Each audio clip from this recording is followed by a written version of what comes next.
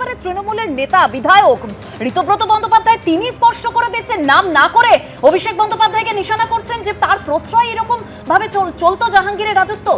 দেরিতে হলে ঋতব্রত বাবুর একটু শুভ উদয় হয়েছে। আজকে জাহাঙ্গীর খান, আজকে ওই সন্দেশখালীর যিনি বললেন আপনি, আজকে তার নাম এবং অনুব্রত মণ্ডল, এদের যে ইউনিভার্সিটি করেছে এরা সব মেম্বার। আজকে আপনাকে বলছি যে থ্যাঙ্কস জানাচ্ছি ইলেকশন কমিশন যেভাবে নাকি আজকে অ্যাকশনটা নিয়েছে, এবং আমাদের নতুন যে মুখ্যমন্ত্রী হয়েছেন, কেন যে উলঙ্গ দেহটা আজকে আমাদের প্রকাশিত হয়েছে। দীর্ঘদিন ধরে আমরাও চিৎকার করে আসছি যে মানুষ ভোট দিতে পারছে না, ভোট দিতে পারছে না, ভোট দিতে পারছে না। ইন্ডিয়ান কনস্টিটিউশন যে মানুষ ভোট দেবে সেইখানে তো আজকে দিনের পর দিন আমার মনে হয় আজকে যে এই যে জাহাঙ্গীর খানকে আমি খোঁজ দিলাম যে সার্ভিলিয়েন্স স্টার্ট হয়েছে ও যাতে কোথাও না পালাতে পারে, কিন্তু এরা যে অর্থটা উপার্জন করেছে এই টাকাগুলো আজকে ফ্রিজ করে দিতে হবে, কারণ এরা যে কোটি কোটি টাকা যে করেছে, এবং তার একমাত্র কারণ হচ্ছে গিয়ে আগের যে আর্লিয়ার স্টেট গভর্নমেন্ট ছিল। এবং আমি আবার বলছি, অভিষেক বন্দ্যোপাধ্যায় যদি প্রাণ ভরা আশীর্বাদ না থাকতো, এইরকম একটা লজ্জার ছেলে, এরকম একটা চেহারার ছেলে আজকে নারীদের উপর যে অত্যাচার করেছে দিনের পর দিন, বছরের পর বছর, এত সাহস হতে পারতো না।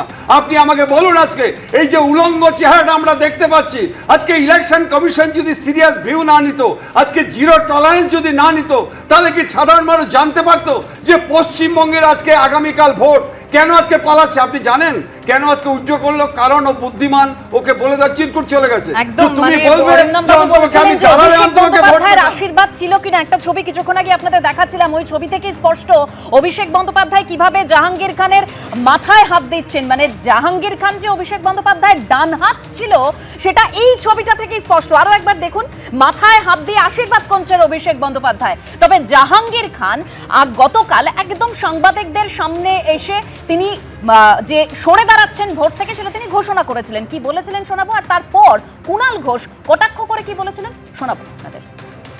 আগামী 21শে মে যে রিপোল আছে, সেই রিপোলের কন্টেস্ট থেকে আমি নিজেকে দূরে সরিয়ে নিলাম। ফলতার মানুষের স্বার্থে, ফলতার উন্নয়নের স্বার্থে, ফলতার শান্তি রক্ষার স্বার্থে আমি চাইবো ফলতার শান্তিতে থাকুক, সুস্থ থাকুক, ভালো থাকুক, এবং ফলতায় আরও বেশি বেশি উন্নয়ন হোক।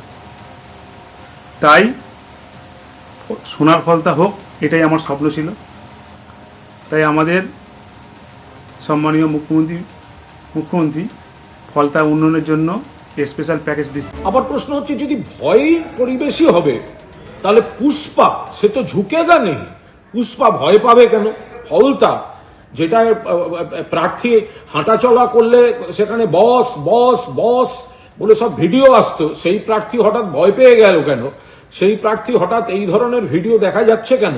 এটা তো দলের পক্ষে খুব ভালো বিজ্ঞাপন নয়। এবিপি আনন্দ এগিয়ে থাকে, এগিয়ে রাখে।